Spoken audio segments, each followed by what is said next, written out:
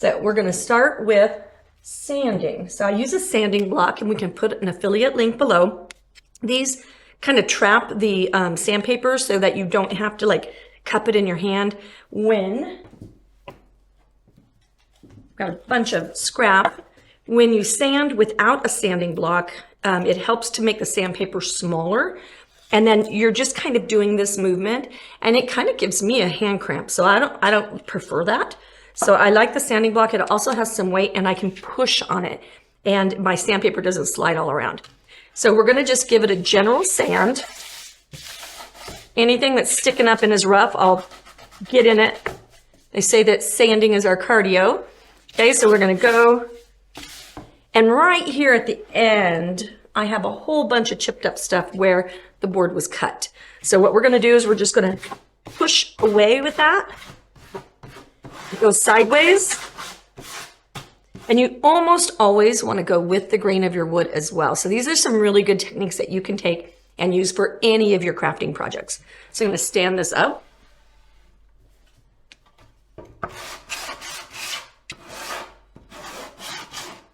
Now I'm not going with the grain right there because there's a lot of, I mean, almost 1/8 inch, 1/4 inch, big jangly pieces of wood there. I just want to scuff them off. And it just makes sense to go ahead and prep both sides of your board while you're doing it. That way you're ready to paint the other side. I love painting tall porch signs because they're reversible. So your storage is reduced greatly. And also, if you're thinking about storage, these store beautifully in your front entry closet, in a spare bedroom, under a bed, behind a sofa, under a sofa. Like there's a lot of places because they're so skinny and flat that they just tuck in. So they're really actually not hard to store. Okay. And I will take the rest of the sanding off camera so that I can make some noise. All right, now I've got my board prepared. If you're going to put this board on a unprotected outdoor porch or patio, you're probably gonna wanna seal it, and you're gonna wanna do a couple coats of Varathane finish. DecoArt makes a wonderful multi-purpose sealer that does just a really tremendous job. So you can put one whole coat on there, but before we do that, I want to use this bullseye product on my knots. Excuse me. I'm going to make a pretend brush because the cleanup for the bullseye needs special chemicals. And so instead of doing that, we're just going to make a brush out of a paper towel. And that works out really well. So we're going to open it up. I have had this one can of shellac for a very long time. Maybe 1.5 years, and we have probably done 50 tall porch signs at this point. And it just lasts and lasts and lasts and lasts. So I'm just gonna get in there and stir.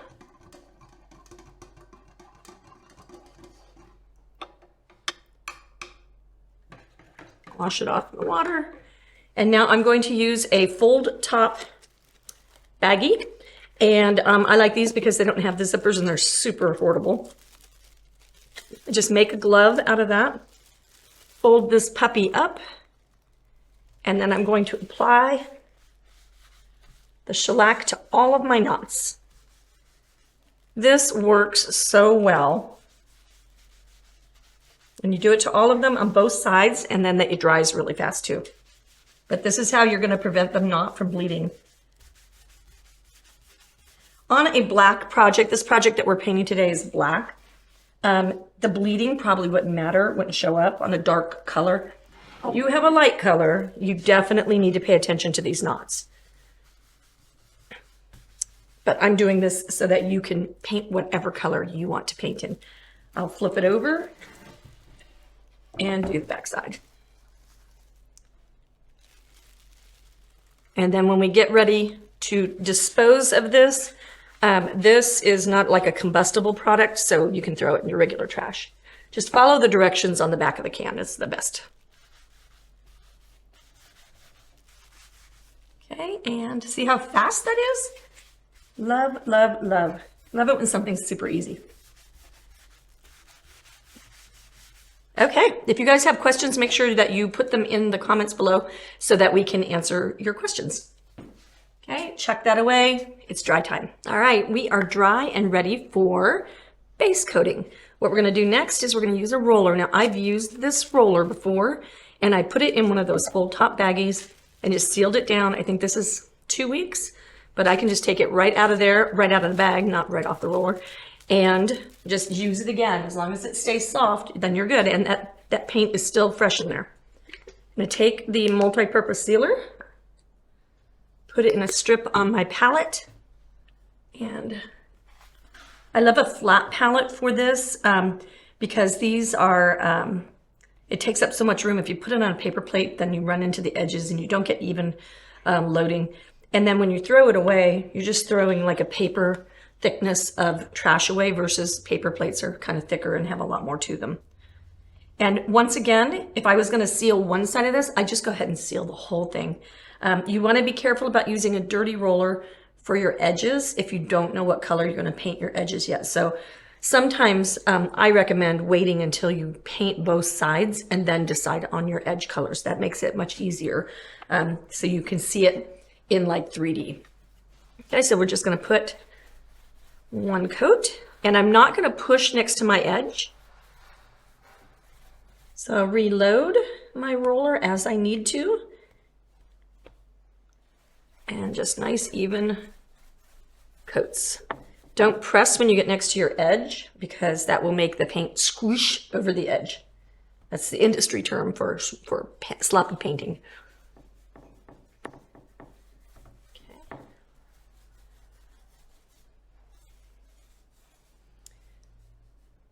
And then when I get to the end of my board, if I continue to roll over the cliff, okay, if I just go like right up to the edge, I will go over the cliff. There's the roundness of this will kind of make it really easy to get right over the edge. And then you've got that same problem I'm talking about.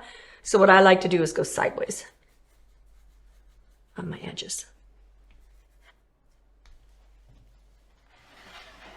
All right, and we'll just finish that up. Okay, I've got it all sealed in. And now what I'm going to do is go ahead and let it dry. Naturally, you can blow dry this product. That's fine, but I find it easier just to leave it, go do an errand, change a load of laundry or something, and then I come back to dry board.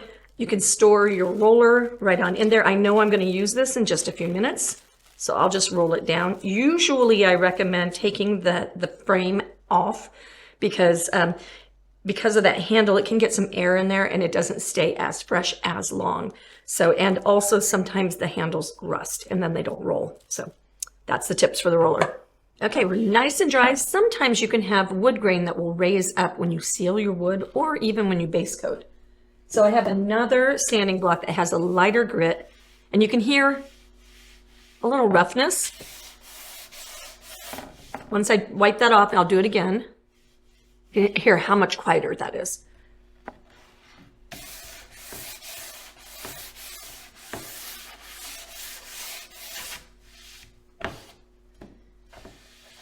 Wipe off all of your debris. We're going to take this roller out of our bag. I have got a blob of white paint that is dry there. It's from 2 days ago. I'm just going to go right on top of that dry paint. And I'm going to apply the paint to my roller.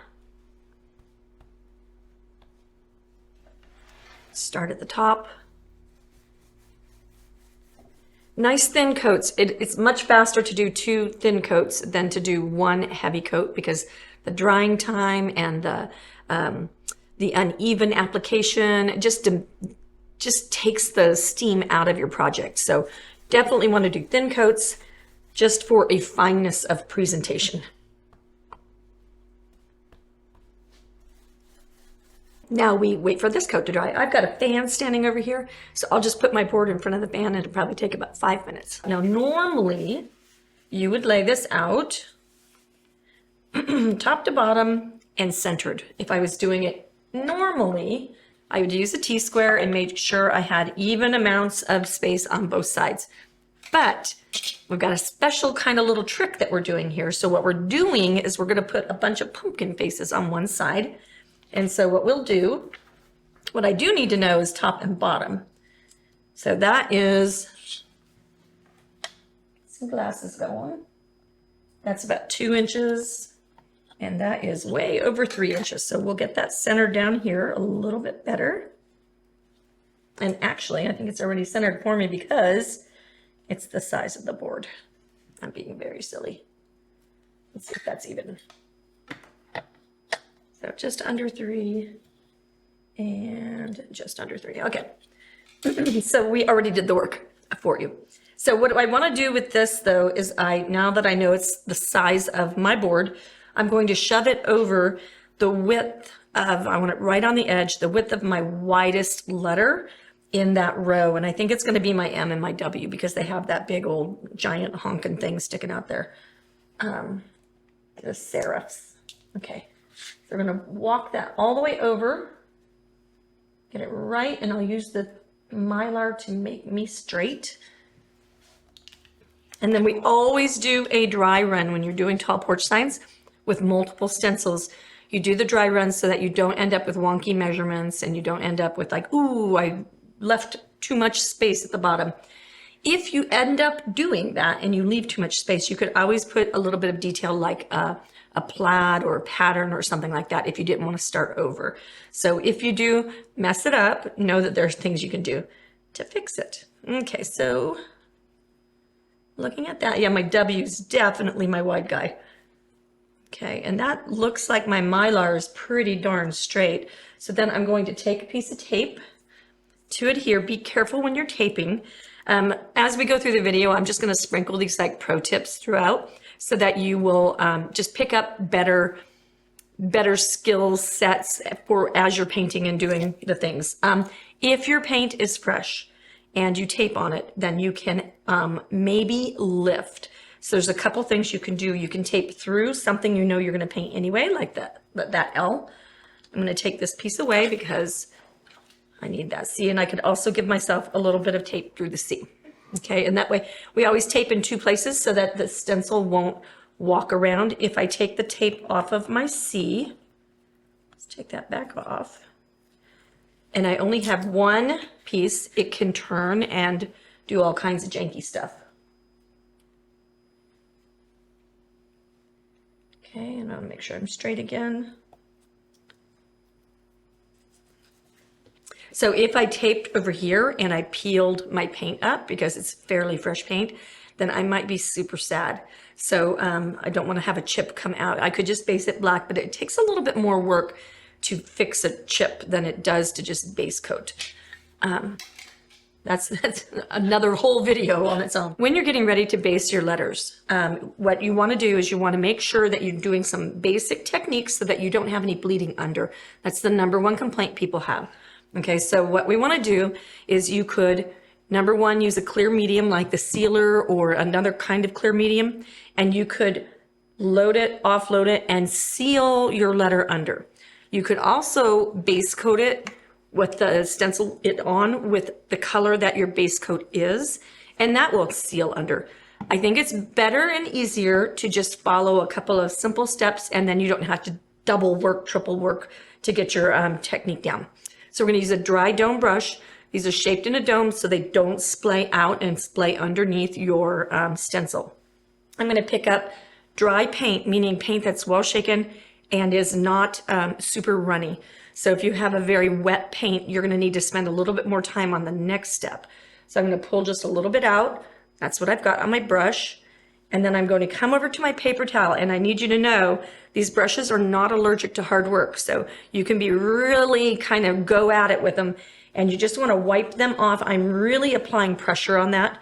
I do about 5 or 6 scumbles on there just to take the excess. So we load, then we offload. And if you do those steps, then you'll never have a problem with bleeding under. Okay, now we'll come over to our W, and what we're going to do is we're going to do a technique called swirling. So I'm just going to lightly swirl. Nothing that we do from this point forward is going to be pounding or aggressive or any of that kind of stuff. So you just want to lightly swirl. Just like the base coat, it's much easier to do a couple of light coats. The normal traditional kind of way to stencil is to do this pounding thing. Okay, and then that does make your letters or your stencils, it does make it coat faster, but then it's super heavy. Then you're bleeding under, and then it takes way more drying time. So there's a whole lot of disadvantages to it, not very many advantages. So we just keep going on our swirly swirls. By the time I get down to my C over here, I'm gonna be dry at the top and I can start over. And this is not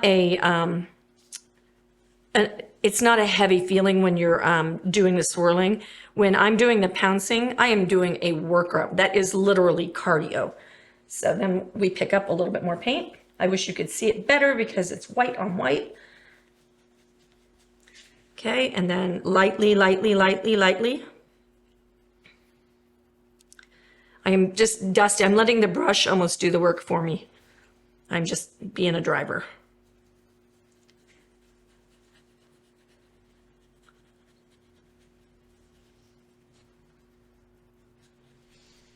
Okay, I'm gonna go back up to my W and show you how to finish one so that then you don't have to watch paint dry for like 7 letters.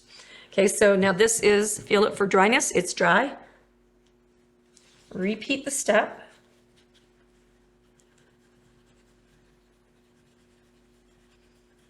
And this looks like it'll take 3 coats. Okay, we'll take a little peek. Okay, so that's perfect. Lay it back down. The nice thing about stencils versus like vinyl decals and things like that is you can add a lot of painterly techniques to them. You can make patterns on your lettering. They don't peel off when the weather finally softens them and does that kind of thing, but they're also repositionable. We had a situation where a friend and I went to a class that was a vinyl stencil kind of situation. So it wasn't like the stick it on and leave it thing. It was the stencil through it. And when she got hers on, she didn't have it straight and you can't see through it. And so hers, she got her beautiful background, beautiful everything, got it all finished. And then she lifted off the vinyl, which of course you can't reuse, and it was crooked. And so now she had to basically sand and start all the way over because she couldn't peek underneath. So stencils are really superior and they're reusable and washable. And we have a video for that as well, how to wash your stencils. Okay, there is a time to stipple, and that is when you're in your corners of things. When I get into these little sharp corners, they don't like to swirl very well, so I'll stipple, and then I'll just kind of do the last final coat with a stipple action, and then everything will be kind of even.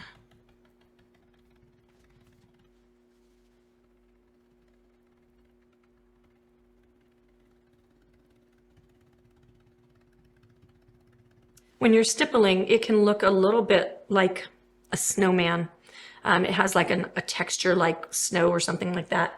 What we do for that is we will stipple, and then in one last little refining stage step, we will go and do just a little swirl over the top, and that smooths everybody out, and then you don't have snowman letters.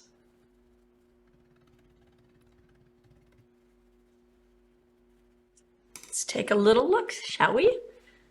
All right, so that's what your lettering will look like. He could almost use one more swirl step. When you're coating over something super dark like black with something super light like white, it tends to take a few more coats. And other colors of concern can be yellows and reds. Neither of those have lots of pigments in them, and so they're difficult to cover over. And you can undercoat in that case, and we'll cover that in another video. All right, I'm going to continue on down. When I get down to my C and I'm gonna marry the 2 stencils together, I'll bring you back so that you can see how you mush them together. All right, I've got my Welk all based, and it's also dry. So that's really important because you don't wanna be laying another stencil on top of a wet area and then smear. So be careful with that. And what we're going to do with this is I'm going to take my tape away from the bottom. I'm going to move it over. I'm going to relocate it over to the side. I still want it taped in 2 places so I don't shift. Then I'm going to lift that, and I'm going to line this stencil up with this. And stencils have a really neat way of having a nice straight edge on them. All of our stencils are laser cut, so that straight edge is going to be perfectly straight when you have it. So that's a nice way to line up the edge and make sure from this side to this side that you're not walking. And I do feel that I am a little bit walking. So I'm going to shift that over because that looked a little bit skinnier. And then make sure that we're lined up here, and that looks good. Now I'll get out my tape and tape the lower area.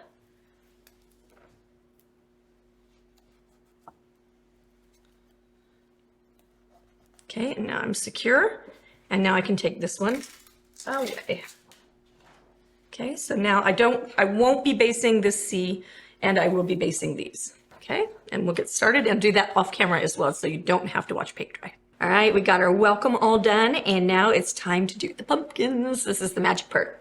Okay, so what we're going to do with this, we have 3 different pumpkin shapes, and we have a bountiful amounts of faces.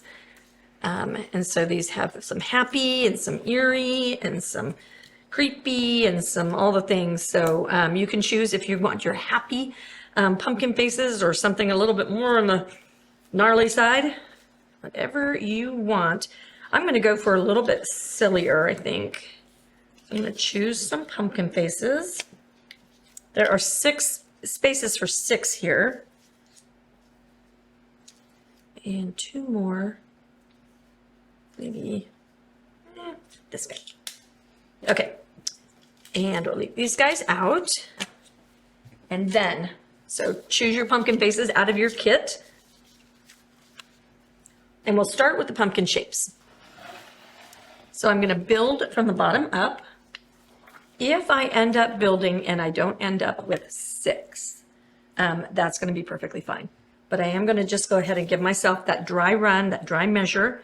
They're going to be slightly overlapping. We're going to skip the stems.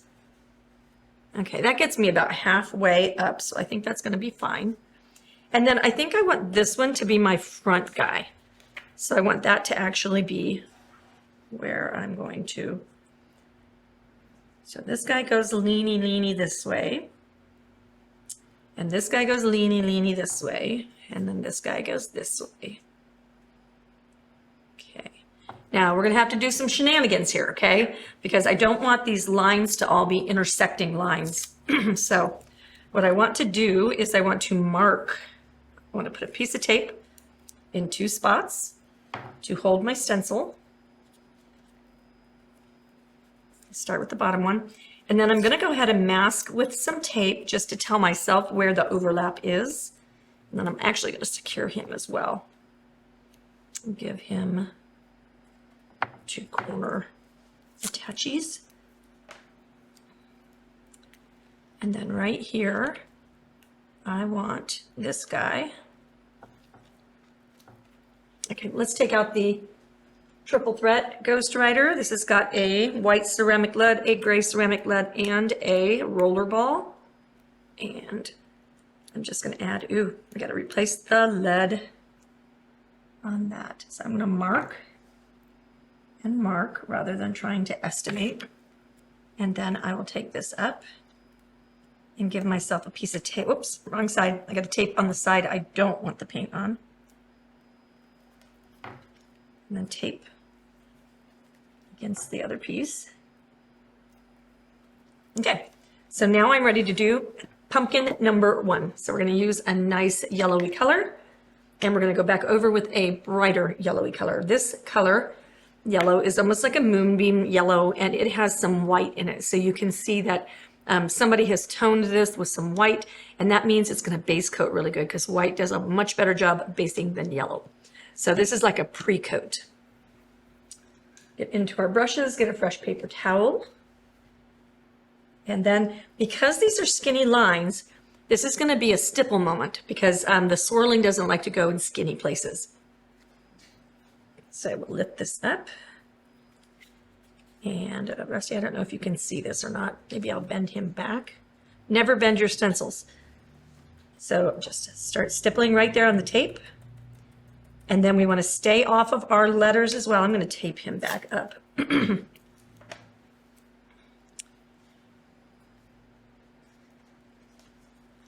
I'll get this angle a little bit better.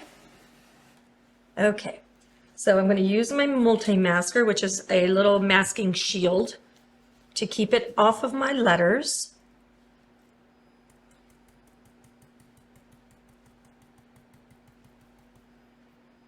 Lift that up. Then grab a second one. Okay. It helps if you make these sticky with a stick and restick. I have not done all of mine. Okay, and then we'll move that mask, and then we mask down here. That keeps everything nice and clean. And then we load more paint. Come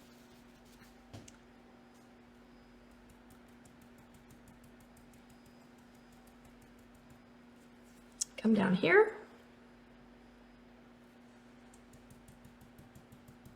And now I'm done with that.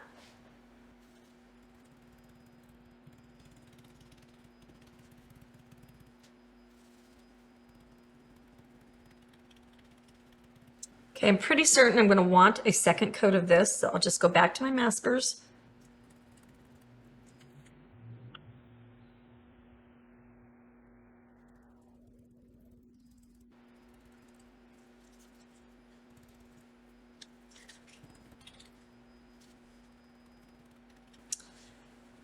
All right, now we're going to go in with a brighter yellow. This is just a really obnoxiously bright yellow. I'm going to neutralize my paintbrush. Wipe out all the paint. Always shake your paints. If you haven't used a yellow in a long time, you're going to want to make sure it's shook.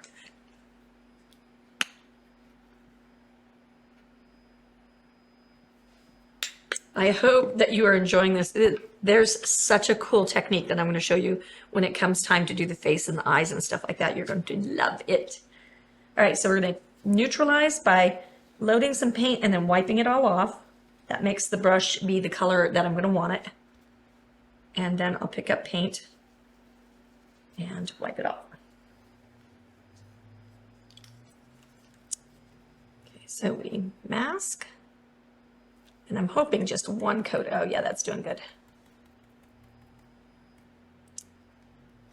A little dab will do us.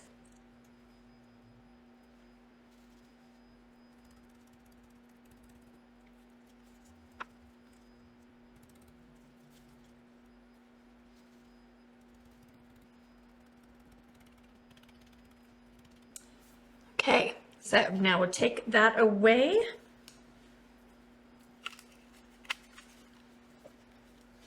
And we have our pumpkin shape. Pumpkin number 1. Now we'll release this guy. And because he's on top, what we're going to do is we're going to mark the same way that we did the other one, but he's going to be the top one. Do I have to wait in that? No, I don't. I think I can build it backwards. Okay, so I won't do that, but I am going to have to mark him where he doesn't continue. No, okay.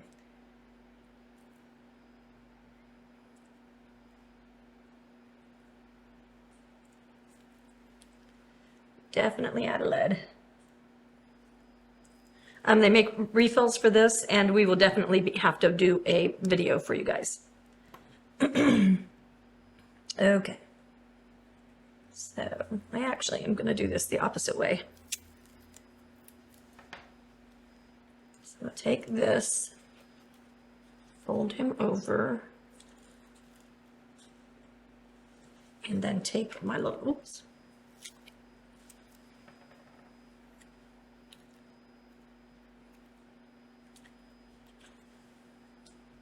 Tape you, and tape you.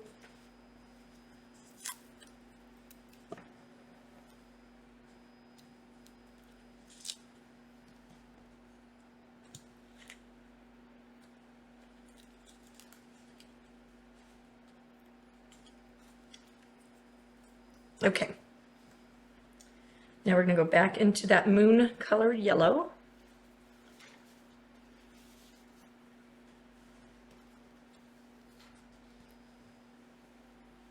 And I really don't need to neutralize this, it'll take care of itself. Okay, we do need a little bit of masking. Right there.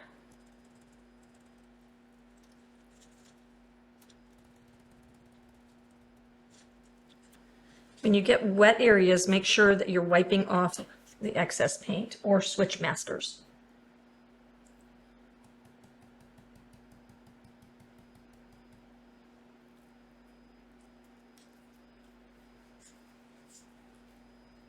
And notice, this is a really good point.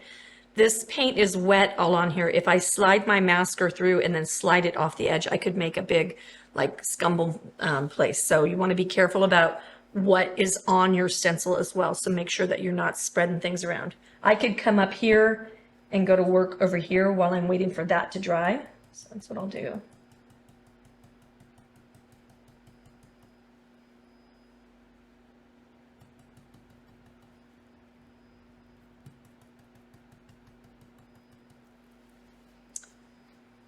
We invented this multi-masker and it has quickly become our #1 selling product. It is just such a little lifesaver.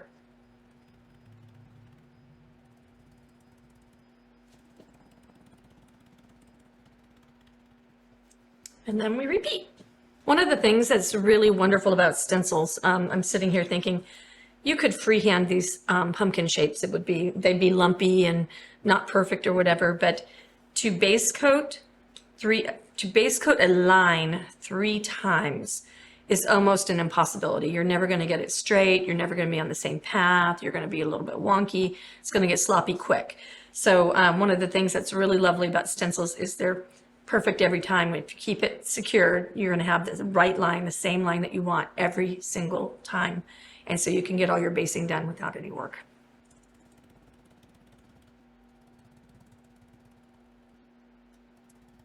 One of the things that I realized was so perfect with the Mylar is you can bend it and flex it and keep it off of your painted area because it just has that beautiful like memory and everything. So that's one of the beautiful things about the multi-maskers is I can just lift that right over any area that is messy. Okay, so that is that one. And now I'm going to go ahead and off camera, I'm going to finish these because I don't want you to be bored. All right, I've got all of my pumpkin outlines done, and I did decide that I would go ahead and leave 3 of the stems showing. I like the idea of it ending at the very top of the welcome with the stem like that. So now we're gonna go and we're gonna take our little faces and we're gonna decide who fits who and where. Just kind of lay them out. And we're going to want to cant them every which way.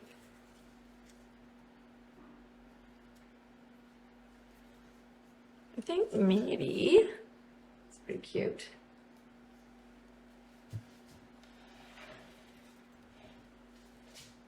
Okay.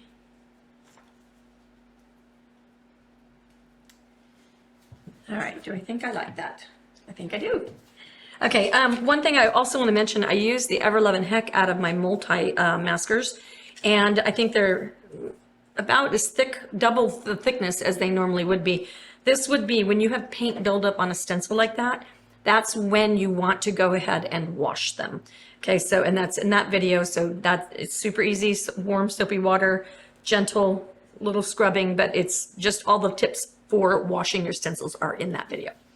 Okay, so go over here and decide if I think we're canted enough.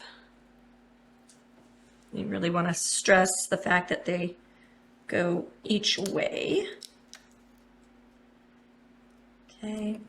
Squint my eyes. Whenever I'm doing a layout like that, I squint at it so I can kind of see the whole picture. Okay, so I think we're ready. So now what I'm going to do is I'm going to put a couple pieces of tape on each one of these to keep them in place. All right, so our special technique happens after we get the faces and the mouths on and they're dry. So I'm going to show you this one, at least the first step, and then it's just going to be a repeat of the steps. So go here. I am going to go ahead and stipple for coverage.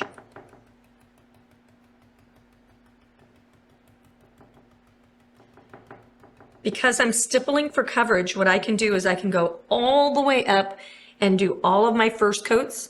By the time I'm at the top, I'll come right back down, do my second coat of the moon yellow, and then I will go into my last and final coat with that brighter gold color. So because of that, I can stipple and things will dry really fast.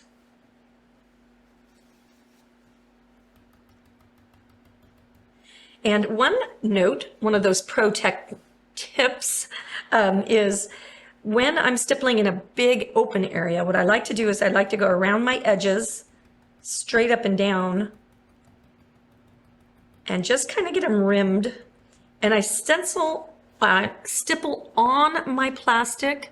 I don't push from the middle into the plastic. So I'm on top of the plastic, kind of like bridging the two pieces. So here's my hole and here's my plastic. I'm stippling right across where they join. And that way, stuff doesn't get pushed under. Okay, and I do have, I'm tucking everything behind the lettering. So where you have that little bit just poking out right there.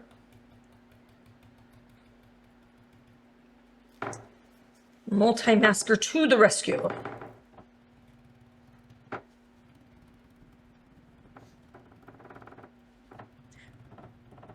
I'm going to work my way through the faces and I'll see you back here in 3 base coats each. All right, guys, I have got my 3 coats on here on all of my faces. And now I want to talk about our very magical technique that I want to share with you. This bucket, I put all my things, these are IKEA buckets. I put them all into a single tote, or in the case of all my different colors, I might put them alphabetically. But these are Deco Arts Media Acrylics. And the Media Acrylic has a iridescent, it has some pearl, it has all that. Don't care for the iridescence and the pearls so much myself, this is personal. But the regular Media Acrylics, they come in really tiny bottles. You think that you're gonna get ripped off, but they are so magically strong. They have no filler in them. So they're pigment. So if you need a richness in your paintings, in your crafting, in anything that you do, these are magic. So I want to show you what I mean by that. So I'll put this away. I've got this is, you're going to laugh at the name, quinacridone gold. And it does not look like gold. It looks like a kind of a ox blood kind of color. And so this is whatever the quin, people shorten it to quin gold and quin whatever. There's a bunch of the quins. I have got my bright color on my palette. That's the 3rd coat that I did. I'm using a ink sweeper, okay? And then I'm gonna double load and I'm going to mist. Oh, let me find my mister. All right, so what we're gonna do is we're gonna take some water in our mister. When you never can see these, but trust me, take a little squirt bottle and do it on your palette paper. It is magic. When you spray and keep spraying in the same place, the water droplets get bigger and bigger. So you can choose which water droplets to pick up, and they're attracted to a wet medium. So it's like a magic trick. You do it at a child's birthday party, you're gonna be the hero. All right, so we're gonna leave these screens on, this stencil on. We're gonna use it as and I was doing some experimenting. There's a way to do this with brushes. It's called floating. It's a big thing. You have to know how to use your brush. You have to know how to load your brush. You have to know how to control the water. You have to know all those things. So I am trying to show you a way to do this without having to know all the things. So we're making it easy. So what we're gonna do is we're gonna load just a little bit of our entire dauber with the color that is on there, okay? So get a little bit more loaded. And then I'm gonna pick up just a couple of the droplets and I'm gonna mushy, get it kind of squished in there. And so this is a very squishy dauber. So I wanna just kind of get it loaded. So I'm trying to neutralize the color, and then I'm going to pick up with one side of my dauber with that really rich color. And then I'm going to just go ahead and take that and rub it back and forth. I don't want this sopping wet. This is not squishy wet at all. But watch what this does to our eyes. Okay, so I'll go ahead and pull. I'm just going to brush it against the edge. And it makes this glazed look that fades because we have like a little rainbow look on there. Okay, so that's what we're looking for, is like a nice faded thing. And then I'll just keep going over there. And I want to do this on the edges. Be careful of things that are staying white.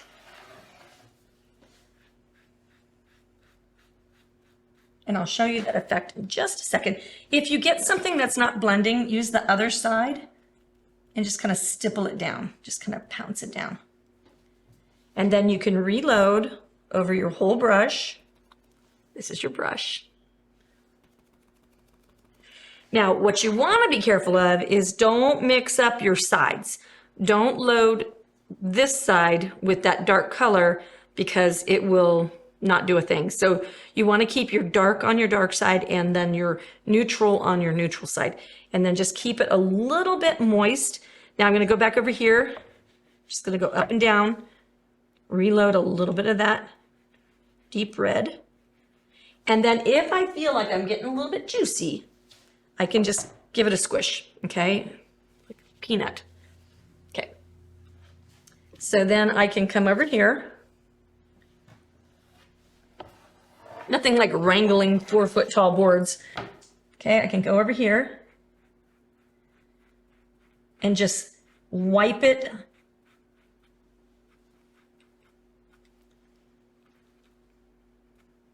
Maybe a little bit at the bottom. And then I'm going to move my way up. So what I'm doing is I'm doing the outside edges of my eyes, and I'm doing the outside edges of my mouth, and then I'm doing underneath the mouth. I don't want it all to walk into the middle, so I'm going to do that. Let me show you what this one looks like. Keep that guy going there. I think I want a little bit more right here. So if I want more, I can load more.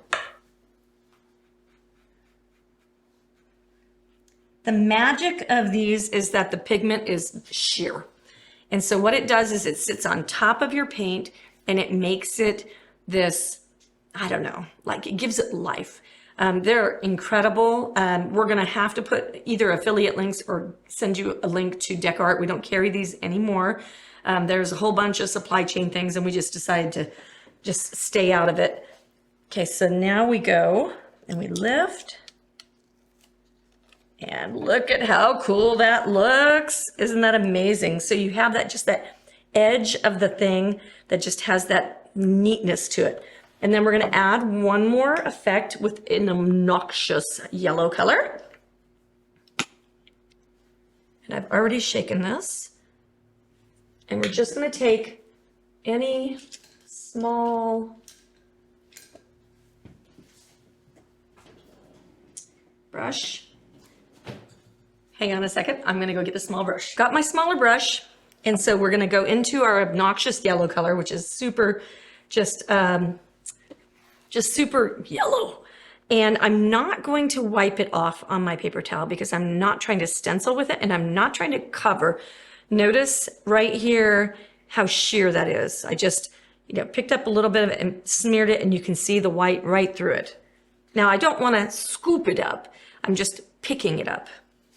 But we can go in this lighter area and we could just add daubs of the yellow. So see, that's not super technical right there, just in the lighter area. And that's gonna make it look a little bit more illuminated and it's so cool. You won't believe it. Okay, so now I'm going to finish the rest of these the same exact way and we'll come back and finish the project. So I've got all of these with one coat of my blend technique. I'm gonna pick up a little bit more of my Quin Gold. And then what I can do is I can just touch it in the corners, just to deepen it. just to give it a little bit more darkness, depth. Now that I'm dry, you can pounce it a little bit with these. So these can be pouncers as well. So I'll just go down and I will make, I think I like the pouncing for deepening because it's not wiping anything back. Let's give it a little bit more oomph. Use your maskers. Yeah, this is gonna look good.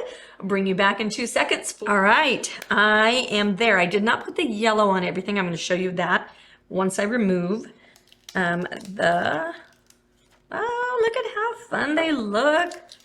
Okay, so don't they look like they're having a lit party? How super fun. And you'll notice if you look really closely, if I look right here, it's not perfectly blended, but it kind of doesn't matter because if you think about when you see shade and twinkle lights and stuff, you're going to get that kind of ambient kind of sparkle. So now I'll pick up my dome brush. It's just a little dome, and I'll just go through and make some highlights. Don't get messy. Don't go outside of the lines. And I'm literally just kind of scumbling it on. You could put more if you wanted to do, like if I went down here, I could go with a second layer of that yellow. And because it's so transparent, it will sit and not cover up. So it'll glow, but it won't cover. All right, and I'll just finish those. Okay, so I've got my yellow on all of them, and now I want to add just a little bit more magic. I've got a little bit of just straight up white paint on my dirty brush, and drying it off just a little. I'm not scumbling it off, I'm just drying it barely. And then I'm going to just add a bit of sparkle, and maybe just give it a little rub to blend. Keeping it more to the inside. If you feel like it gets a little bit stripy or a little bit weird, we can go over with a glaze of our obnoxious yellow. Okay, so if you don't like that, let's see, let me show you what that would look like. So we can go straight into just a brush with some of that yellow in it. It's transparent, so it's not gonna cover no matter what we do. And I can just go right over the top of that white, and that will give it almost like a Thomas Kincaid look to our pumpkin with the glowing lights. So yeah, that makes me happy. All right, I love how bright these are, and I feel like my white is fighting with my pumpkins just a little bit. So this is one of those things that you do at the very end of your project. You take, and it's not the end, but we're about to get ready to finish it. So at the very end, you squint your eyes and you see which thing is doing which thing and which one do you want to be more important, and you can back things up, you can pull things forward, and you can do all of that with paint and color. Okay, so we're going to take our super rough, this is 60 grit sandpaper, and we're going to go right over our lettering.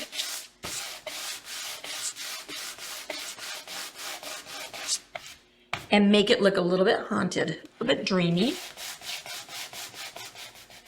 Control yourself when you get real close to your pumpkin faces. Yeah, I'm already digging that. So much better.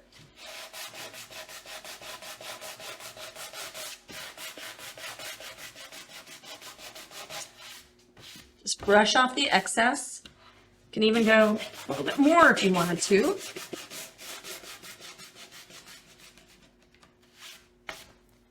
Yeah.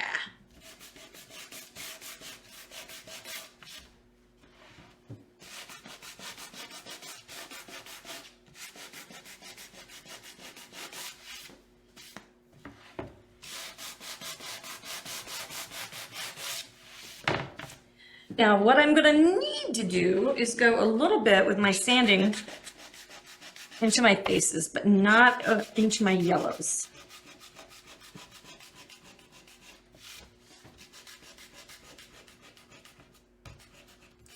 So if I was to do this project one more time, because we're kind of designing it in real time with you, what I would do is I would sand the black first so that the whole thing is universally sanded, and then I would come in and sand my letters at the end. Yeah, that's fun.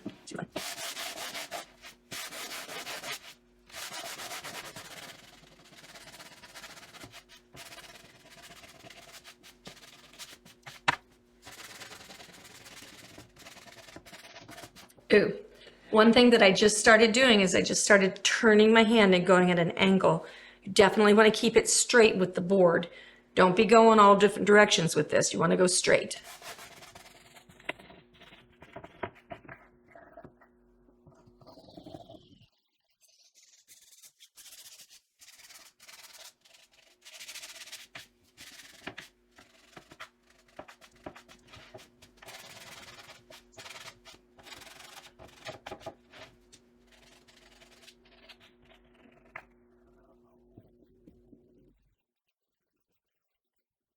Secrets for varnishing.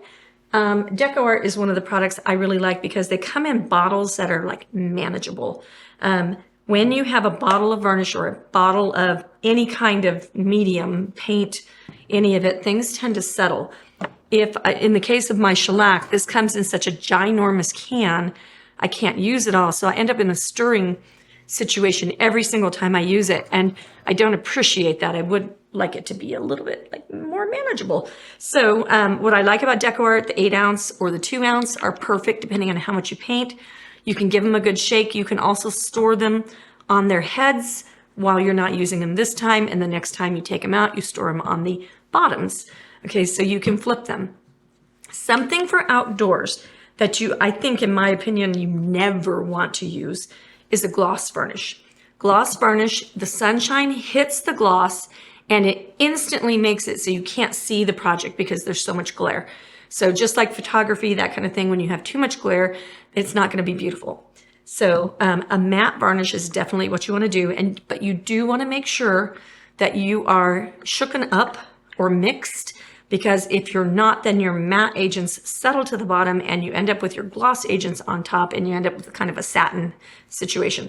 So that is a really wonderful, this is a polyurethane and it is super weatherproof. I have put these on products in my own personal yard for years and years, and the colors were vibrant enough to take those items to trade shows to use them as the samples to sell things. So highly, highly recommend. You can do a paraffin. You can also do a wax. The wax is a super hard finish. You can get it in a natural, and we also use a special dark. With the wax, we use a sponge to apply it. And I'm going to show you how you can use both of those things right now easily.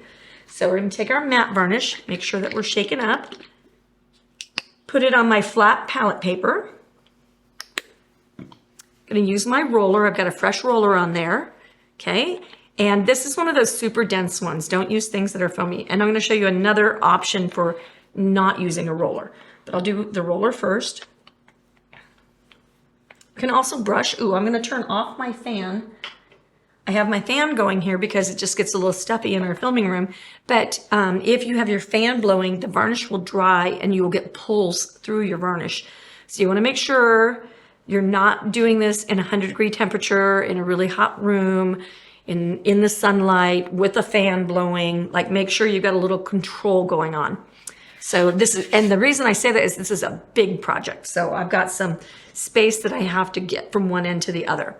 So with the roller, I just start rolling it on, and you'll notice that my black paint starts waking up.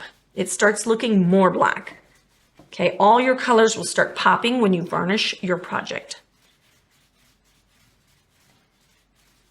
Okay, and I'm going to go ahead and roll that and stop and get a baggie.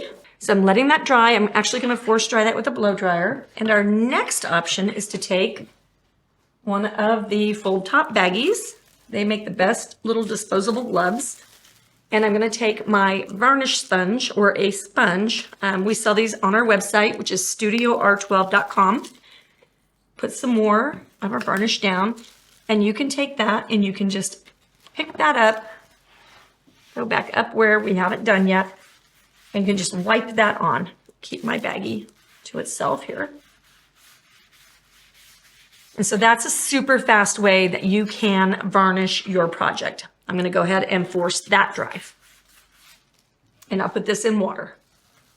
All right, a third way that you can apply your varnish is to get out a good old-fashioned paintbrush. You're just going to dip your brush into your medium and use long strokes that go in the direction of whatever grain you've got going on. Don't overload. You don't want a bunch of ridges.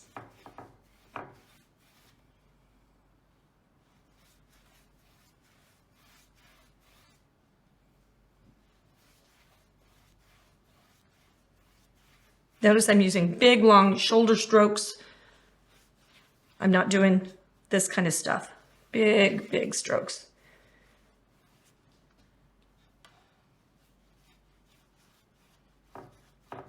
All right, so that's the third way that you can apply varnish onto your project.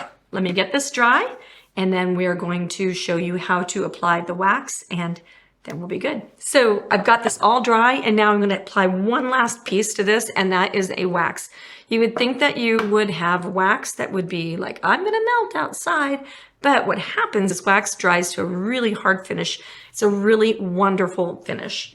So we're going to take our glove, plastic bag glove, and we're going to use, we keep a sponge in there, and then we're just going to apply one even coat all over.